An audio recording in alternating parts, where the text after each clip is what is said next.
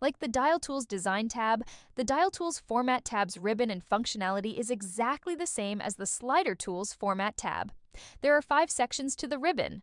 They are Pointer Styles, Face Styles, Arrange and Align, Size and Position, and Publish. Think of the dial as an analog watch. The watch's hands perform the same function as the dial's pointers. As the watch's hands point to the numbers to tell the time, the dial's pointers point in a direction to indicate something.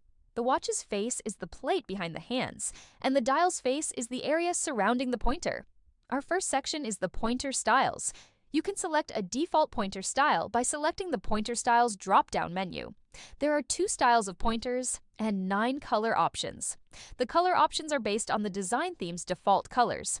If you do not like the color options, you can use the pointer fill and pointer border icons to change the fill and border colors. You do not have to select a solid color for the fill or border. You could replace the color with a picture, texture, or a gradient. The next section is Face Styles. Like the Pointer Style section, you can use the drop-down menu to insert a pre-programmed face. Again, the available options are based on the design theme's colors.